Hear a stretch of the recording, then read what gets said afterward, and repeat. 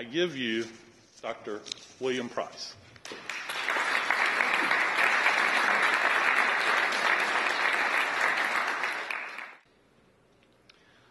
When Charles II entered London in triumph and acclaim on May 29, 1660, he was celebrating his 30th birthday. What a party. Surely the joy he felt was exhilarating. Charles would be dubbed the Merry Monarch, and this happy day was certainly one he remembered fondly the rest of his life.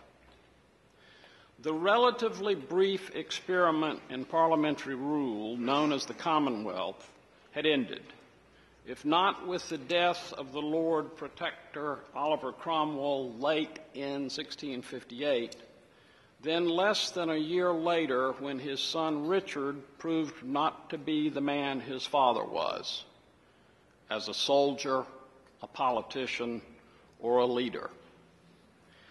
If Oliver Cromwell's many surviving supporters hoped that their buried hero might escape the bitter revenge of his enemies, they soon learned a hard reality.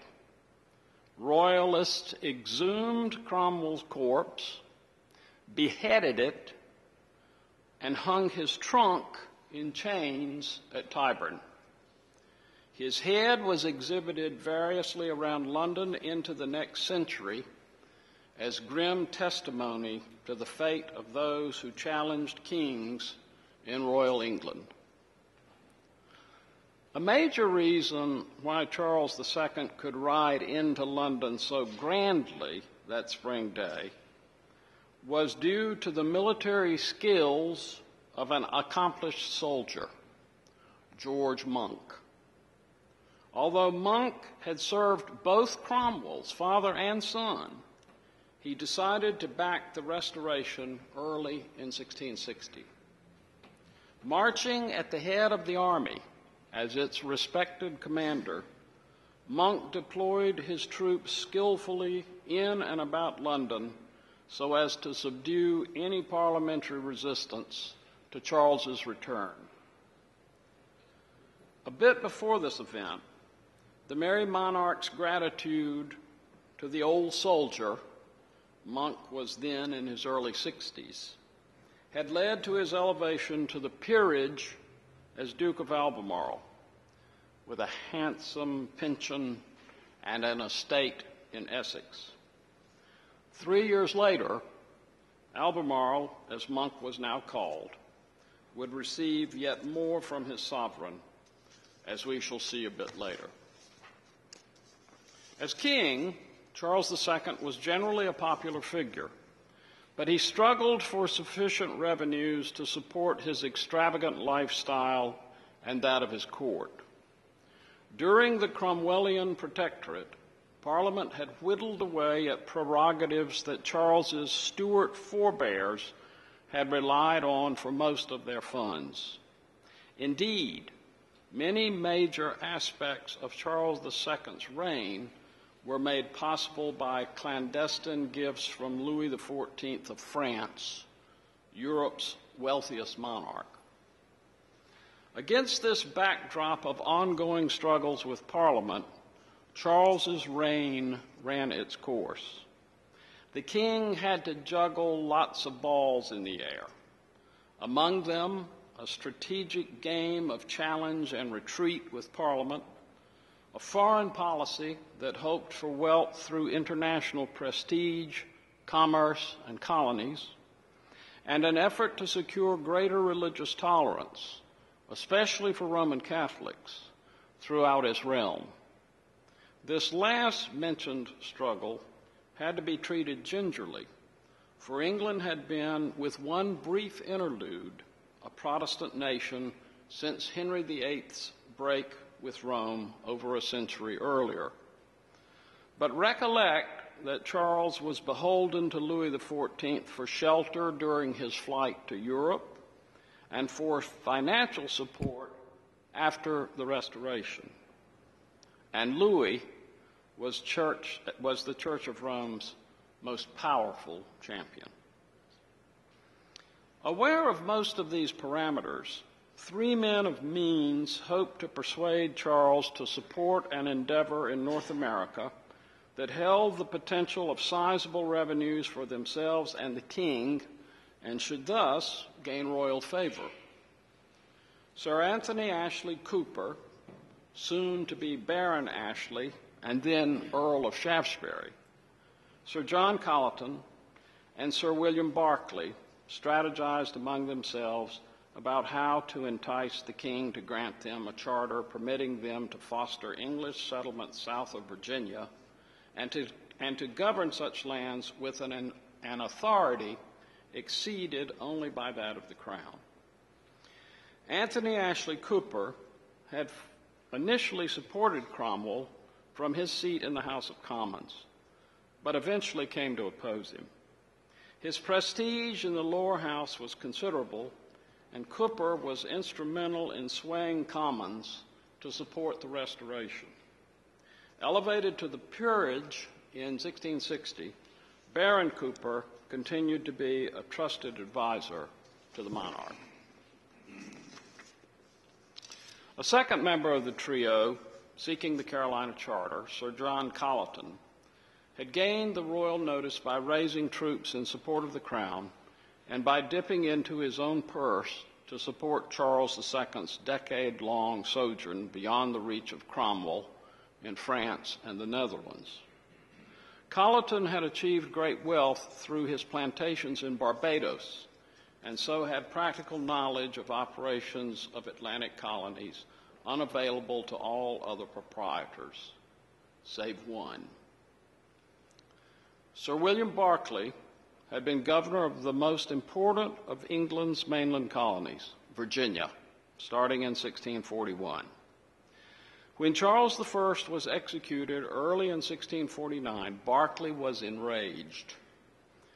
He sheltered royalist sympathizers in his colony and resisted Parliament's demands to do otherwise. Eventually, he was forced to retire from his post, but allowed to remain on his Virginia plantation, not far from Jamestown. With Cromwell's fall, Berkeley returned to England and was soon restored to his governorship. As well placed as Cooper, Colleton, and Berkeley were, they knew that they lacked the kind of entree to the palace that high rank conferred. Cooper was not yet a peer when the trio first decided to seek a charter, and Colleton and Berkeley would never be peers. Thus, they set about enlisting men of higher rank in their cause. Two early compatriots were the Earl of Clarendon, with sizable holdings in Jamaica, and Albemarle, who had friends and correspondents in Barbados. Lord Clarendon was born William Hyde, served Charles I nobly and ably in Parliament, fled from Cromwell to Charles II in Europe, and rode at the young monarch's side at the grand entry into London in the spring of 1660. He remained one of Charles's closest advisors and was early on his Chancellor of the Exchequer. George Monk, Duke of Albemarle, you've already heard about. The organizing trio of Cooper, Colleton, and Berkeley engaged a third peer in their cause, the Earl of Craven. Born in 1606, his father had been Lord Mayor of London. As a young man, Craven distinguished himself as a soldier and was knighted by Charles I when only 21 years old, and soon after made Baron Craven. He stood by Charles I until the end and fled to Europe, where he contributed financially to the support of Charles II. Upon his return to England in 1660, Craven was named Earl and served on the Privy Council of the King's closest advisors. Two other supporters of Charles II would complete the octet that comprised the Lord Proprietors of Carolina. John Berkeley, from 1658, Baron Berkeley of Stratton, was the younger brother of Sir William.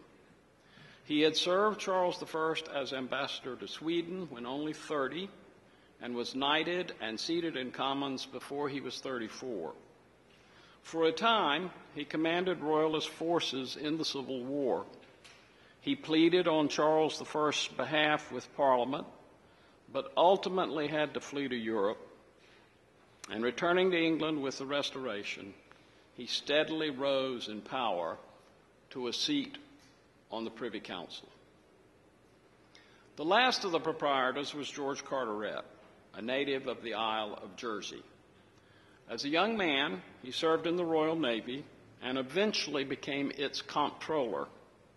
He sheltered royal fugitives, including the future Charles II, at his castle on Jersey, and was elevated to a baronetcy in gratitude in 1646. Indeed, it would be Sir George who proclaimed Prince Charles king upon the execution of his father in 1649. Before that year ended, he would leave Jersey to join his sovereign in France. At the Restoration, Carteret became a Privy Councillor and Treasurer of the Navy. He was a very wealthy man. In time, his grandson became Earl Granville, who would ultimately decline to sell his proprietary share in the Carolinas and be awarded the Granville District in northern North Carolina as compensation in 1744. So not long after Charles II took the throne, the 8 men who wished to become proprietors of Carolina began to seek the letters patent that only he could grant. Technically, letters patent were what we call the charter. Despite his gratitude for the long support of the octet, Charles was not about to be rushed. As one might guess, he was inundated in 1660 with hundreds of petitions vying for his attention and favor. More importantly, though, Charles did not want to be seen as weak, as too eager to please, no matter how loyal his petitioners might be. The throne was his, but he had come to it after a long Republican interregnum, following a crushing civil war and the regicide of his father. Charles would proceed deliberately and carefully, as befitted a king who had to avoid as many mistakes as he could. Finally, on March 24th, 1663, a charter granting Carolina from the Latin Carolus, which we translate as Charles. Finally, a charter granting Carolina passed the seals designating 8 men Lords Proprietors of lands that stretched from near the present Georgia-Florida border to about 40 miles south of the current North Carolina-Virginia border and westward to the Pacific. 2 years later, failure to include his existing settlements around Albemarle Sound in the 1663 charter was corrected by moving the northern boundary to nearly its present one. By 1680, there were basically 2 widely dispersed white settlements in Carolina, the one around Albemarle Sound and the other where Charleston was beginning its rise to success, where the Ashley and the Cooper rivers meet to form the Atlantic Ocean, as longtime Charlestonians will tell us. By design, the Carolina Charter conferred extensive powers on its proprietors. They were, after all, assuming the risks of undertaking to settle a wilderness. The lands they hoped to see flourish were peopled by native folk who less than a century earlier had driven off the Roanoke colonists and very nearly done the same to settlers in Virginia in 1622 and 1644. Also, there was the potential for conflict with Catholic Spain, with its imperial might in Central and South America, the Caribbean, and Florida, to challenge new Protestant settlements. The Lords Proprietors sought and obtained the right to, this is quotes, the right to have, use, exercise, and enjoy, and in as ample manner as any bishop of Durham in our kingdom of England, and monarchs rarely interfered with their northern bishops. There were two principal reasons why.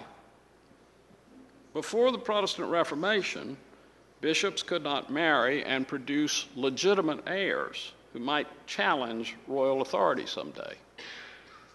Second, kings were relieved from most of the expense and bother of maintaining order on the troublesome Scottish border. The Lords Proprietors hoped to mirror the success of the Durham bishops through the centuries. However, they failed to weigh sufficiently two realities. There were 8 of them, but just one bishop. How often could the proprietors hope to speak with one voice, to share identical priorities? Also, the Durham Palatinate was reasonably unified geographically, with some castles, churches, and even towns as gathering points.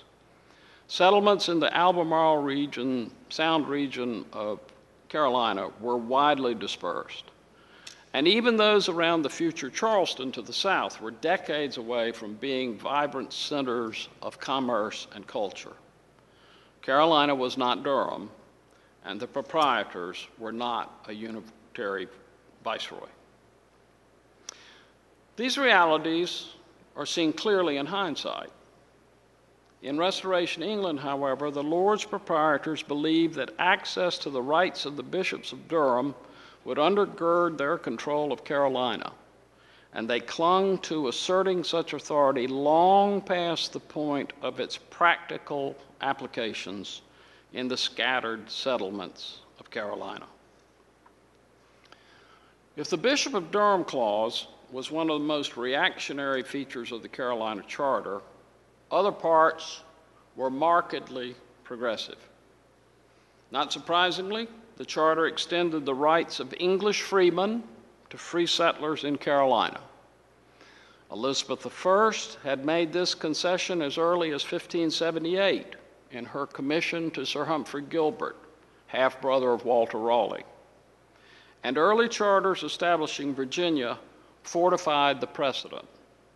Colonists were not to be second-class citizens. However much the Lords Proprietors desired the Durham Clause, Charles II injected protections against its overreach, and some proprietors urged him on. The King's 1663 charter provided for representative government.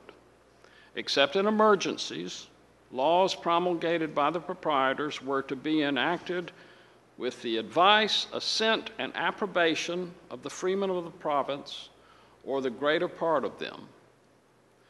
Virginia, after all, had an elected assembly for over 4 decades, and the practice was well known to William Berkeley and others. In addition, the king provided for a high degree of religious tolerance. While the Church of England was established in Carolina, as it was in the mother country, the Lords Proprietors could grant dispensations for nonconformists. This concession had not been part of earlier charters in either Virginia or the Carolinas. Why now? The experience of the Civil Wars and the Puritan Protectorate in the first half of the 17th century had shown that overly restrictive bonds on religious conscience were disruptive.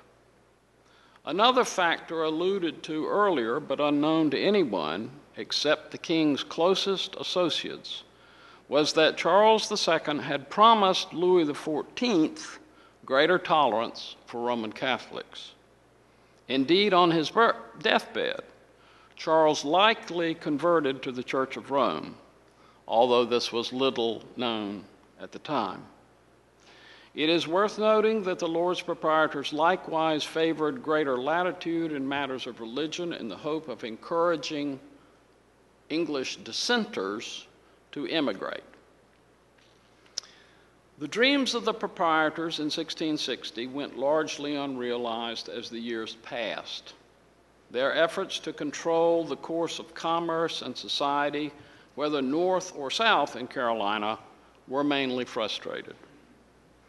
Northern Carolina never equaled the growth of its southern neighbor. Of course, the Lord's Proprietors increasingly focused their attention on the profitable port of Charleston as it developed and prospered.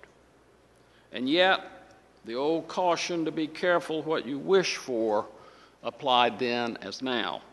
For it was South Carolina that broke from proprietary rule in 1719, with North Carolina following a decade later.